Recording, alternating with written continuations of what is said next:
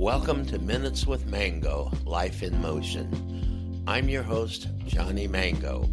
This is the place where we inquire about lifestyle, culture, and careers. Weekly, we meet with new guests that make a contribution of their insightful stories about their careers and how those careers impact their lifestyle and culture. Hello, everybody. This is Johnny, and today we've got two guests with us that I think you're going to find very inspiring. They have discovered the evidence of creativity, purpose, and self-expression, and they call the project the Secret Genius Project. And when I first looked into this, I thought it was really a focus on ADHD, but as I've dug into it deeper, I can see that it has a broad application to even adults and a much broader audience. So I'd like to welcome the founder of the project, Donna Redman, and I'll call her co-conspirator, Cindy Duffy. So Donna and Cindy, welcome. Thank you for having us. Hi, Johnny. Hi there. So Donna, you want to start us off with a little bit of background on how you got into this and tell us a little bit about yourself, and then we can do the same with Cindy. Well, sure, Johnny. Thanks for having us. What inspired me to create the Secret Genius Project, the sensory processing, is because it's part of the Secret Genius Project. It's based on my research on our connection to art, science, and nature, and those systems and patterns and formulas within those connections, and the creativity and self-expression that emerges from it that shape our identity and purpose. Most people probably don't realize how deeply we're connected to those things. I was originally fascinated with how people were compelled to be creative and do artistry and things like that, even when they didn't seem to have any obvious payoff. And sometimes people would do their craft and their art, even when there didn't seem to be any obvious purpose for it. And perhaps even they did it at a cost. And they were just compelled to continue to do that. And as it turns out, everything I researched was all true, and now I know why. The reason is because we're wired to do that. We are wired to create, we're wired to be creative, we're wired to engage in self-expression. And so it funneled down that these connections lent themselves to different areas of health and relationships, spirituality, and other creative endeavors. And since our first encounter with the world is through our senses, and there's such a great need for understanding and so much misunderstanding around our senses and our sensory processing systems, I collaborated with Cindy Duffy, and she's one of the most brilliant and proficient experts in sensory processing and human development that I know. And together, we created this secret genius of sensory processing. Cindy, tell us about yourself and how you got involved with Donna and what your background is. Okay, I'm an occupational therapist, and I started practicing occupational therapy in 1981, at which point I was working with a variety of developmentally delayed individuals in an institution. And at that time, most of the approach was strictly behavioral, forward chaining, backward chaining, behaviors that were like shaped on a Pavlovian type of frame of reference. And I kept noticing that the clients I was working with had a lot of just like sensory reactive behaviors. So at that time, I thought, there's more to it than this. And I decided to go back to school and get more continuing education regarding sensory processing. And it's been my obsession and passion for some 40 years now. Yeah, it's just one of those things. So throughout my career, I've worked through a variety of settings. Like you said, this does apply in a lot of settings. But the last 25 years has been with children in early intervention programs, which is birth to 3, and then school-based education programs, which would be, the pre-K programs for early intervention and any special needs kids in public school right through high school. And then I also kept a private practice for some kids who needed extra, and I was actually requested by people at the local hospital if I wanted to do something like that because they had such a backlog of need. Yeah. In a nutshell, that brings me to where I am today.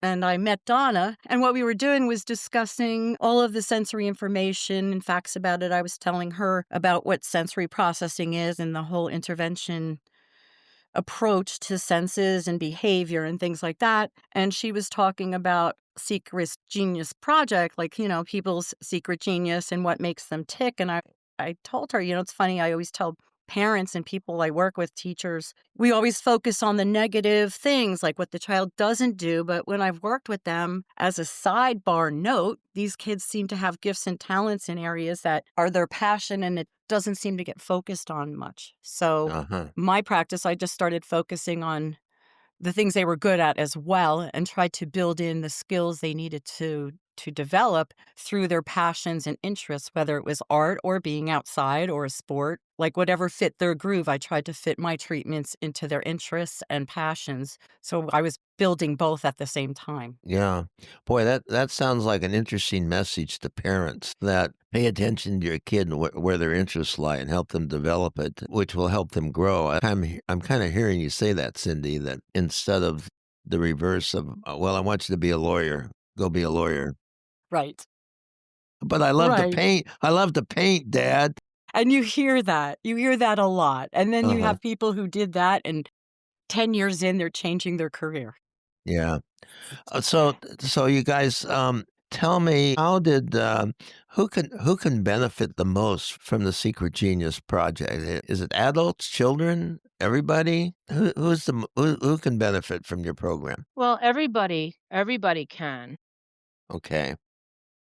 But Cindy could talk about the different venues in a broader scope and more specifically with parents, educators, teachers, and children in the school system, because that seems to be the most prominent application where there's kids with sensory issues in school. They go every day, and the teachers are wonderful, but they're not trained in sensory processing, and they're burdened with something that they would probably appreciate having more proficiency in. So it sounds like there's a connection to neuroscience here. That's what I'm hearing from you. Yes.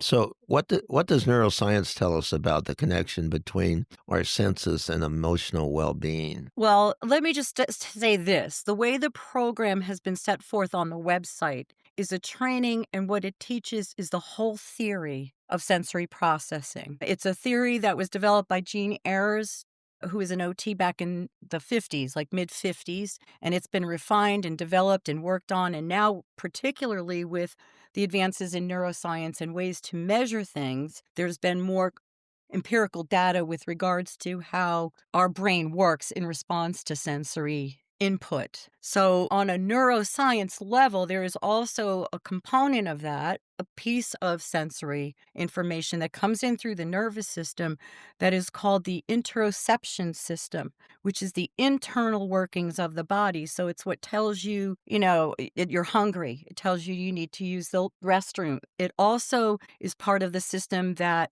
regulates and identifies emotional responses. So when we talk about deep breathing for self-regulation, we're really trying to use breath to connect with the interoception system in our brain for calming. So for me, it's like the neuroscience is the root of it.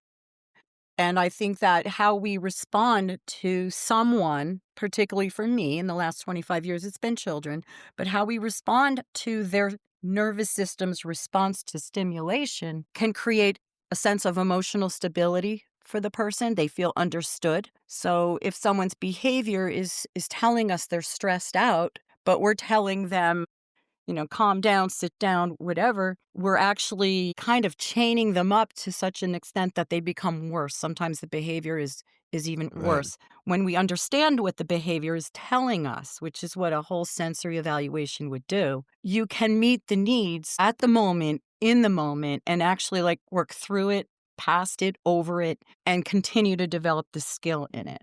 So as Wow. a Okay. therapist in school, that's what I would do. I would explain to a teacher, this child is ADHD, but they really need to move. If we stop the child from moving right now, they're only going to get more stressed and agitated and disconnected to what you're doing. So we would find ways that would allow movement at various levels, depending on the classroom. But sometimes it was just allowing them to fidget with something in their pocket, just that. And typically, a lot of people will do that anyway. Right. So Well, it's recognizing it's the nervous system, not just the behavior. okay. So let's focus on kids for a minute, okay, on children, because I think there's something I'm hearing from you that's beneficial. And then I'd like to talk about adults and this whole sensory perception thing. But with Sure. kids, with children, is there a difference between children with autism and ADHD when it comes to sensory processing? In my experience, yes, there are children who have ADHD, which means they have an attention deficit and they're hyperactive. So the parts of the nervous system that lend itself to paying attention are not firing on all cylinders, so to speak. So generally, when you're dealing with a child with ADHD, ADHD means that they're hyper because they need to move. The movement allows them to activate the part of the brain that allows you to pay attention and focus. And it's Hmm. all like a neurologically based thing. It has to do with the inner ear, the balance system, a sense of movement, those kinds of things. And it's kind of the more lower end of sensory system involvement. Really? Well, lower end as in it's not every sensory system going full bore all the time. When you have a child who has autism, generally there's deficits in every area of the nervous system that are significant enough that impacts their overall functioning. So when I'm looking at sensory, if I have an autistic child, I'm looking at all kinds of neurological stuff that's firing off at different ways. When I have an working with an ADHD child, I'm looking at what the attention deficit is and where it's coming from. Is it a movement need? Is it a visual deficit that we haven't diagnosed where if you can't focus your eyes, then you're definitely not able to pay attention. So it's really an analytical approach. And for an OT, it's a continuum, a sensory continuum, mild sensory deficits to the most severe sensory deficits. And how that elicits behavior or how that child function is how it shows up on a standardized test that would tell you whether they're ADHD, autism 1,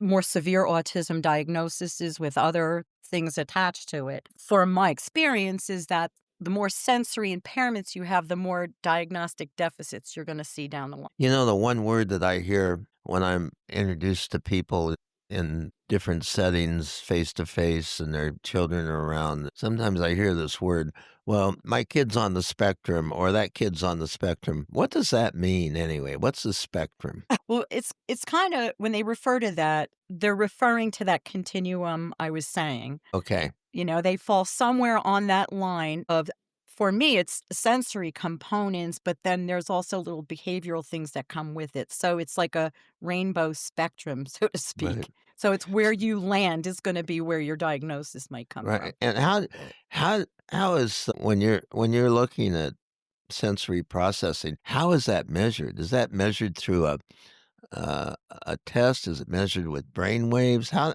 do you go about doing that? There are standardized tests now that came out mostly out of the occupational therapy world, but Uh-huh. there are like sensory integration processing tests. So there's standardized tasks and things that you do within that test, and you present it the same to all people. There's like classroom level sensory processing assessments, and they're scored. And then the score tells what level of risk a child is at. So it puts them on a continuum. And in the testing process, it will show what sensory systems are the most affected. Okay. I'm sorry. So you kind of do get a diagnostic, and there are different categories. And those things have been proven more so in the last 15 or 20 years with the use of computers and Right.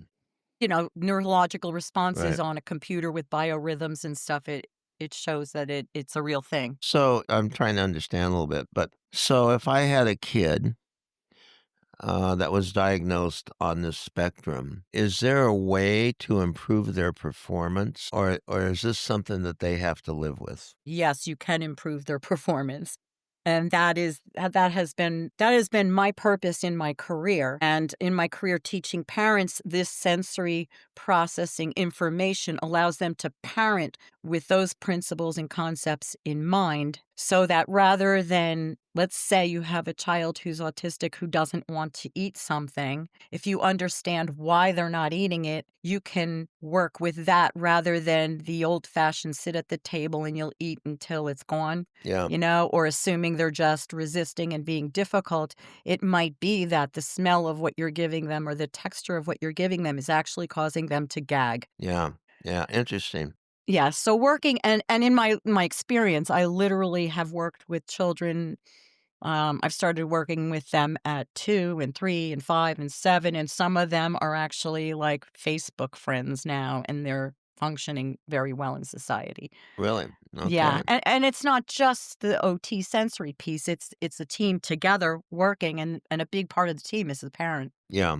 Wow. Okay. Well, let's talk about adults for a few minutes. Okay. Kind of same discussion, but I'm thinking. I noticed on your website you talk about Alzheimer's patients and Parkinson's disease patients and things. How Mhm.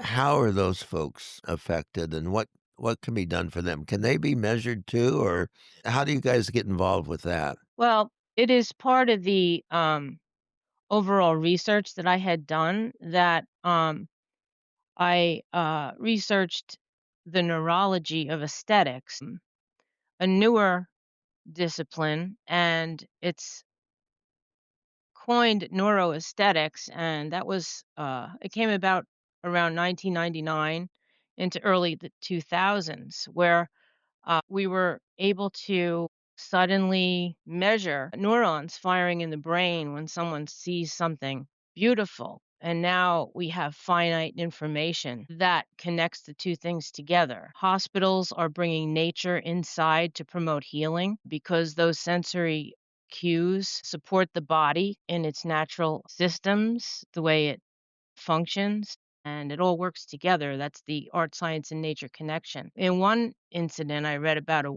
woman who was slipping into dementia, and she knew it.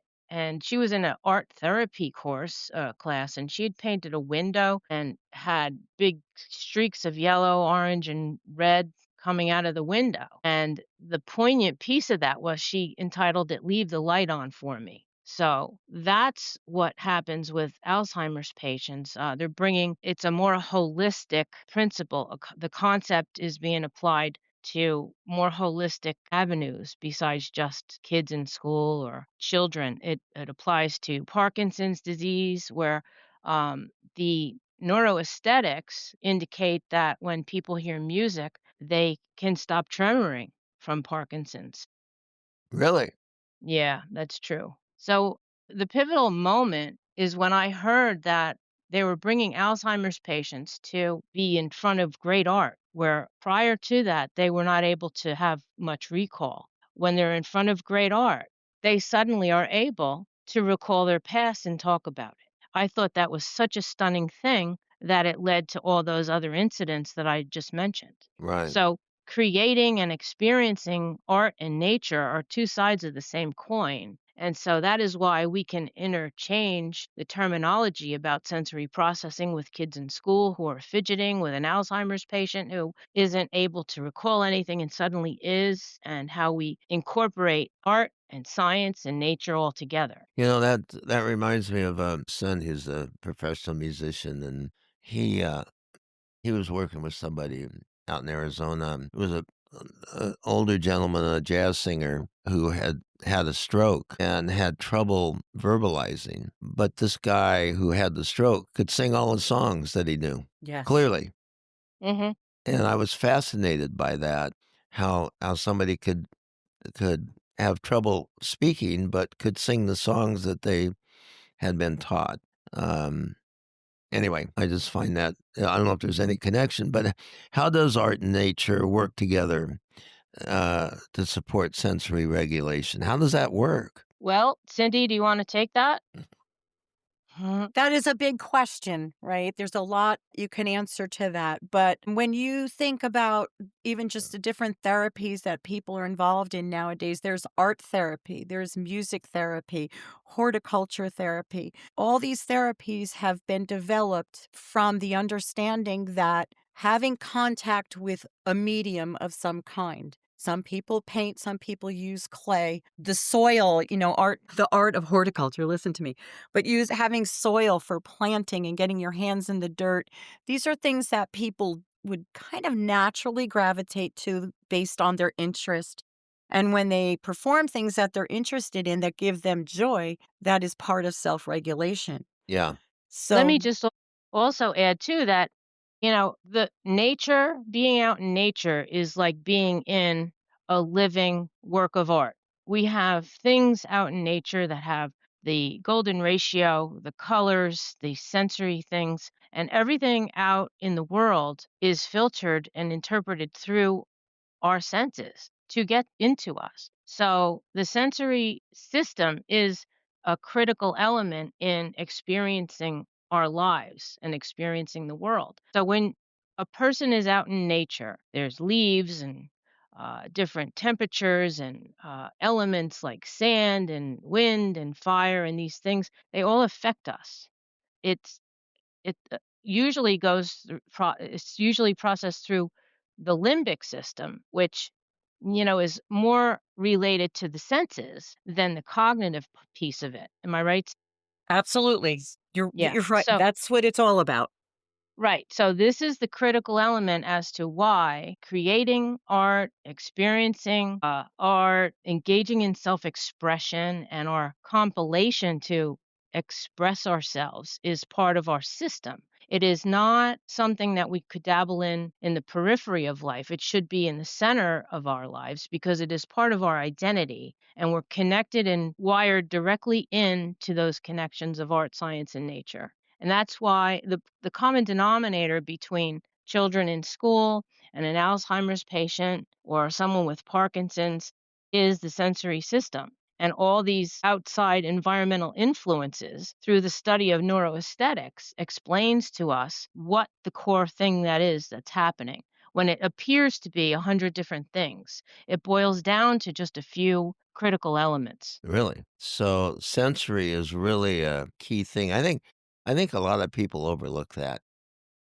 Well, that's the Absolutely. point, and that's the reason why we're here is because there is a lot of people that don't understand what's happening, and that's why we're bringing a broader vantage point to this to explain the origin, how it works, where we are in the context, and then Cindy, she delivers on an individual level specifics so that parents and educators, teachers can understand the student population and what they're struggling with. Imagine having a child in a school system who's got an issue with vision or peripheral or Right. some sort of peripheral vision and they think that this child is lazy or not paying attention and we know better. I mean, imagine how that child goes through life and then internalizes those things when they're misinterpreted from the beginning. And now this Correct. person is missing their mark because they haven't been understood properly and they believe themselves that they have a problem with whatever paying attention or it's an identity issue or it's a character flaw, when in fact it's simply just that they have problem with peripheral eye movement or can't do the saccades over the words. Right, Cindy? You want to talk about Correct, that? correct.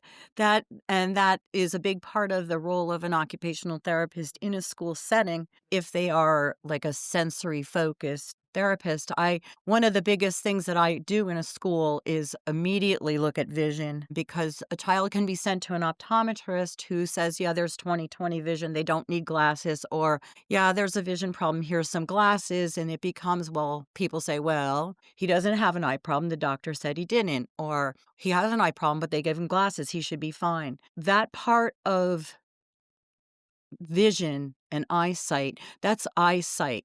You have 20/20 eyesight. It tells how far you have to be or how close you have to be able to read something. Your eyes move. So when you're reading, your eyes have to track horizontally and then come back to the next line and track horizontally. If the eye muscles, and you have like 6 of them around your eyes that control eye movement, if they're not moving properly, you cannot read. And no matter how hard you try to read, try harder, read more. No, that's not going to help. If anything, I've seen children have complete, total meltdowns, like lose their mind. The same thing with trying to write your name on a line. If your eyes are not staying still, then you don't know really where the line is. You think you do, but your eyes move, so that actually moves the line. Where children are writing, their handwriting is not on a line, it's all over the page. They write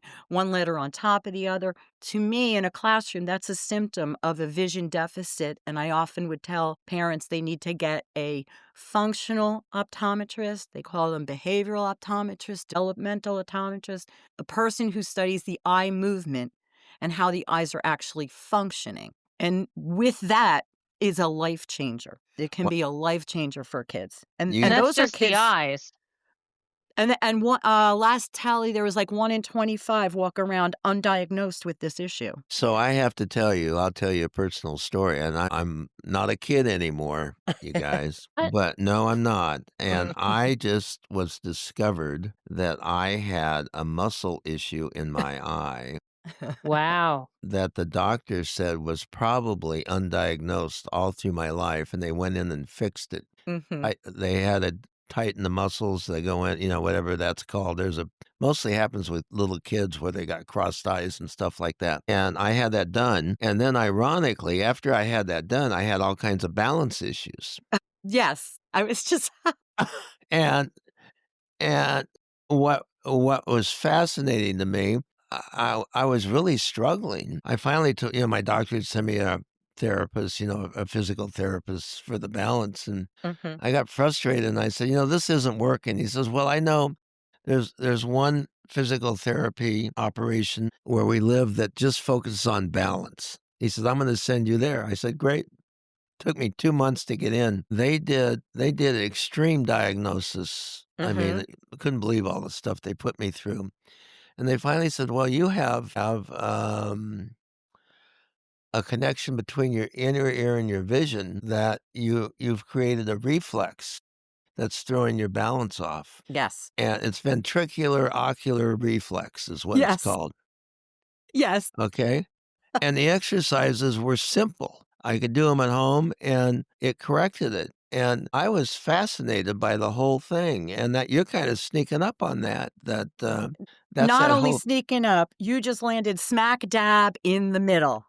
Because when a child presents with eye muscle problems, and what you're talking about was either I don't see you, so it was like they called it esophoria or exophoria. It's the position of the eye is off. Yeah. When a child presents with that, what you want to do is work on the vestibular ocular reflex first and resort to surgery once they become an adult. Yeah. So you're working on the eye inner ear thing, which is why, again, if you have an ADHD child who maybe they're not showing a lazy eye or whatever they call that, but their eyes do dart around the room, they fidget and jump in a chair to activate that vestibular reflex that tells the eye muscles to stop moving and the pupils to focus. Right. So their movement is their actual way to attend. So when you tell them don't move, they get more disoriented, they are not able to focus. And you've just beautifully described that. So the other thing that I've noticed is that after I had all this, it's much easier for me to read. Yes. It's amazing. And I don't need my readers anymore. My two-power glasses to read. It seems like, why don't I need these? It's just amazing to me. But anyway, well, I sure can tell stepped you into why. it. I can tell you why. Yeah. Because when someone with your vision deficit shows up to an optometrist, they make a diagnosis of myopia. But when you go to a functional or behavioral or developmental optometrist, they would call that pseudomyopia. It is a false nearsightedness or farsighted, however they diagnose it, because it's more in the vestibular ocular reflex. It is not a true ocular issue with the pupil. Yeah. You see, because if your eye can't stop moving, that pupil will never fixed. That's a muscle too. It will never constrict like the lens of a Uh, camera to hold the vision for your brain to see it. so when that one eye would drift off, it would mess up my vision, and so my eyes would be adjusting all the time. And they call that when an eye gives up, like your dominant eye will take over, and the other eye is what they call suppressed. Yeah, So, suppressing that eye, you also over time permanently stop sending visual images to the brain. So, when you correct it, yeah, your brain's starting to relearn how to use that eye with the other eye. yeah. I went through after the surgery to correct the muscle problem. I bet you it was a month or two when if I looked to the side, it was all double vision stuff. Right. The doctor said, "It'll go away, just your brain has to adjust." So, yeah, And the thing for you that's different, this goes back to children too. As an adult person with language and awareness and multisensory experiences over years, you can say to a doctor, something's wrong. This is different. It's not working. To children, they don't know what they don't know. They right. can't tell you I have double vision. I had a student say, my gosh, I thought everybody saw this way. And I Yeah, thought I was just dumb. right, So I said, right. no, actually, you're very smart, but your eyes are being dumb. So there's a lot of it comes back to the eyes, to the as part of the sensory process, and I'm sure there's other things too in the brain that Yeah. other senses, but The Well, that's just one vestibulo-ocular sense. reflex is neurological. It's neurosensory. It's a Mhm. yeah, reflex. It's neurology. wow. There's a Well, mountain of information about tactile and olfactory and all the other senses as well. I just happened to yeah, pick that one. wow. That's okay. This is all fascinating stuff. Okay. Yeah. So what can parents and caregivers use how can they use your programs to ease the sensors and like with kids when it's mealtime and they don't want to eat or, folks who are losing their older folks who are losing their memory and how can these programs help them and tell me a little bit about some of your programs and how they work. Well, Cindy, do you want to discuss the online program specifically then? Well, okay. Yeah, we could do that. Donna and I put together this online program, and basically what it does is it walks through teaching and understanding of sensory processing. It's actually a structured format for trainings that I would do with teachers, parents, and families, like, in a county office, and all parents and teachers invited, and walk them through an understanding of the senses and the range by which each sense operates, how those senses affect behaviors. So if it's like pick a sense of taste. The sense of taste might affect someone's eating. I had children. I was doing some smell stuff. I had a little bit of cotton in these little old film containers, if you remember those. I had vanilla and lavender, and I also put in ammonia and Clorox, and I passed it around under their nose Yeah. and to see what their responses were. There were children who were opening their mouth trying to drink ammonia, and Wow. they were repulsed, totally repulsed by vanilla. And those are the parents I would write home and say, your child has a preference for smells and flavors like ammonia and bleach, so please be sure to keep all those things Yeah. up and away. For others, a child might taste something and prefer sour or hot and spicy over sweet. So if you want them to eat, you don't want to give them sweet food. You want to have them going for their preference. Food, kids have food preferences. Yeah. Sometimes it's textures when they're eating. Do they like crunchy food? So if you learn about what the sensations are and how they operate in people, even yourself, then you begin to understand and approach your child with that understanding. Yeah. Yeah. Knowledge is power. Yeah.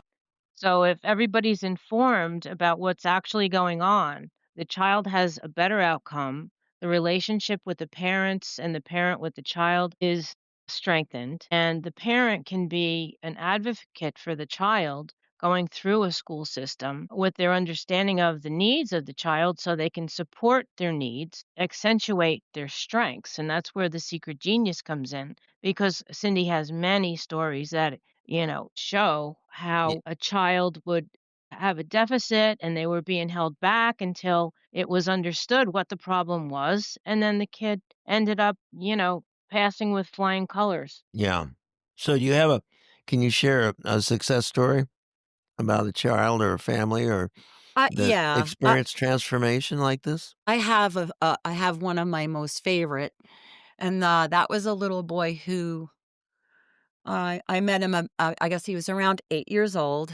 Parents had tried a variety of academic environments, and it was very overstimulating. It turned out he was autism spectrum, uh but he struggled so much with paper and task. He wasn't hyperactive, he wasn't fresh, he would just cry and cry and Mm, cry. Long story short, we did a lot of sensory treatments with him for his vestibular ocular reflex. We were jumping on trampolines and spinning on swings and doing all the OT type interventions that parents participated at home because they got him a swing, they got him a trampoline, all those things. But also, he was still struggling with the vision tracking and reading comprehension, but a very smart kid. Long story short, he got the vision diagnosis. They made all the accommodations appropriate for him with his vision problems because an accommodation is like testing on paper is not good. He should have A, B, C, D multiple choice on a computer because he can track an A and push it on the keyboard. So the accommodations that allowed him to show his interest, or since he could not write because of his vision, it was allow him to respond and answer verbally or have a person scribe his answers and then maybe he could type it later. Those kinds of accommodations and interventions together uh, was had a child who was not able to perform in many academic environments. Homeschool environment was still failing class performances. And then with the proper diagnosis and the proper accommodations, he got formally tested to find that, yes, he had a math disability, but he had advanced understanding and knowledge of language arts, English, and history. So he went back to the school and said, I'd like to go through summer school. I want to take more classes. He'd started to love to read. And by the end of his junior year in high school, he finished high school. His senior year of high school, he started college. Within 2.5 years, he finished his bachelor's degree and started his master's degree. so he just took off. All from finding out, yes, and finding out what it was he needed and his sensory needs. Some of it was his visual, some of it was frequent breaks to move because all of the overwhelming stuff also was causing him anxiety and would just get worse. So the meltdown stopped. We taught him about himself so he could say break time, Yeah. like literally in 4 or 5 year period of time.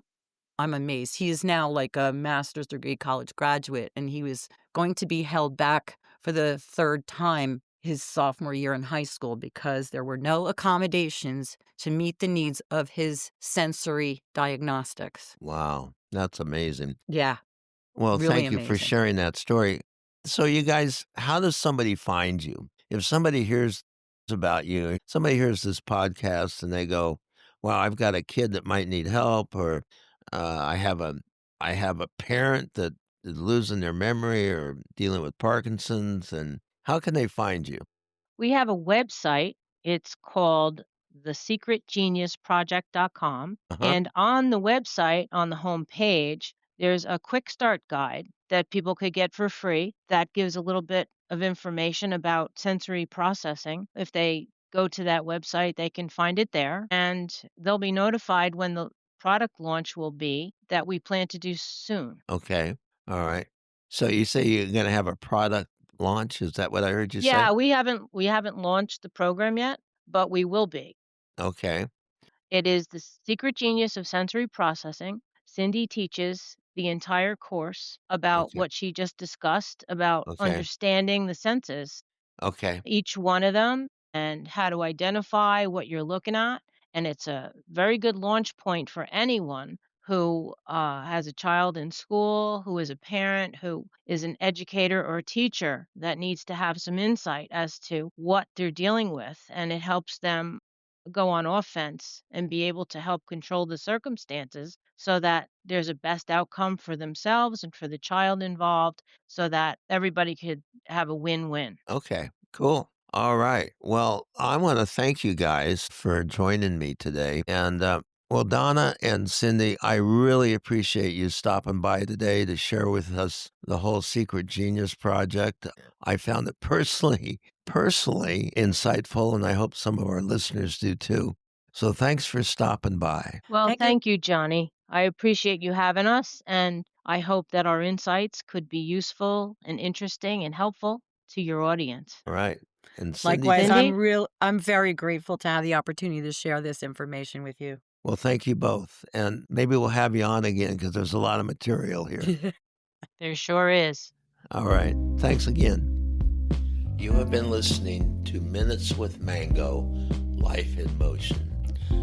Subscribe to hear a new and unique guest each week as they comment on their life's journey and share experiences with lifestyle, culture, and career. You can always find us at minuteswithmango.com.